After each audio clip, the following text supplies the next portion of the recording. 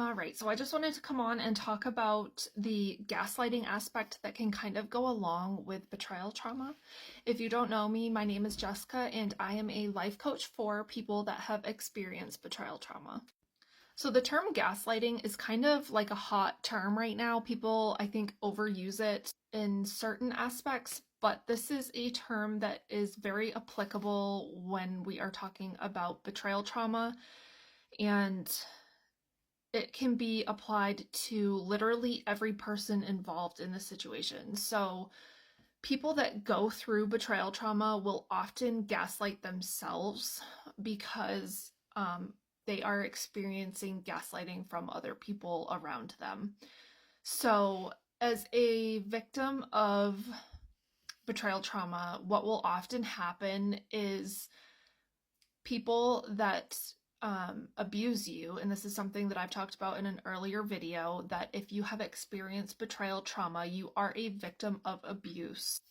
And often what will happen is if you are with a person that has betrayed you, they will often downplay what they've done, especially initially.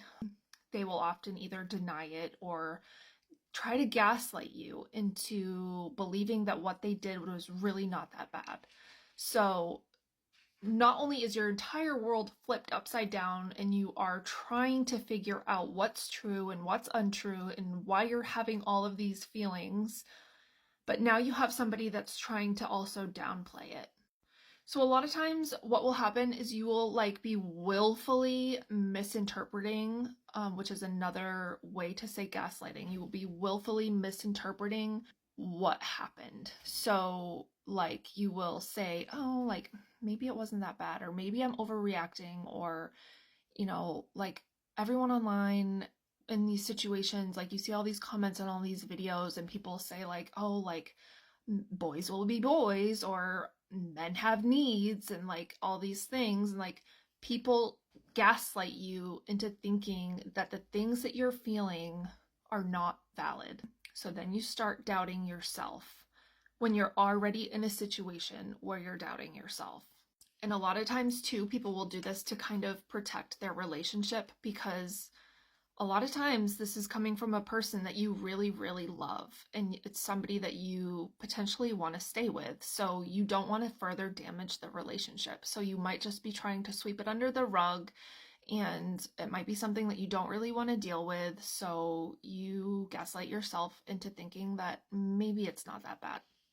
And a lot of times what will happen, and this is something that I did myself, is you will start blaming yourself. And that is another form of gaslighting. And a lot of times you will feel well, maybe it's my fault because, if, say, he cheated on you, or he started using OnlyFans, or whatever the situation was, maybe I wasn't giving him enough, or maybe I'm not attractive enough.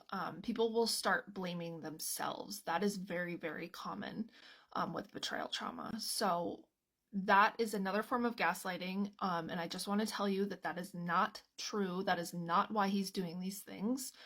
He is a grown-ass man who makes his own decisions, and it is not your fault that these things have happened to you.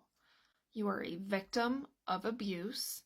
And like I've said in earlier videos, and like I said earlier in this video, if somebody betrays your trust, you are a victim of abuse. If somebody tells you, I love you so much and I will never do anything to hurt you ever, and I've made these vows to you to never cheat on you and to give my heart only to you, and then they do the opposite, you have every right to be upset and to be hurt and to feel traumatized and to be traumatized. You are not overreacting. So that's basically all I really wanted to say in this video, was that gaslighting is very, very common, whether you are doing it to yourself or other people are doing it to you. It can be the reason why betrayal trauma can be so isolating, and why it is so scary to share your experience with other people, because a lot of times people will downplay the situation, and a lot of people don't understand it, so they will kind of just be like, oh, it's not that bad, right? boys will be boys.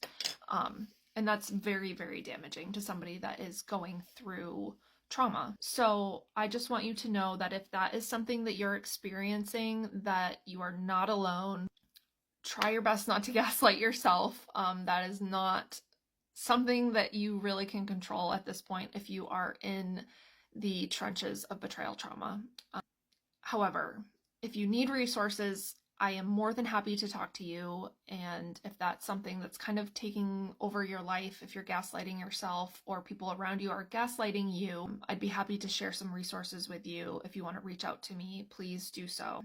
And other than that, please take care of yourself, do some self-care, go give your puppy dog a big old hug or a kiss, go for a walk, drink some water, and yeah, have a great day.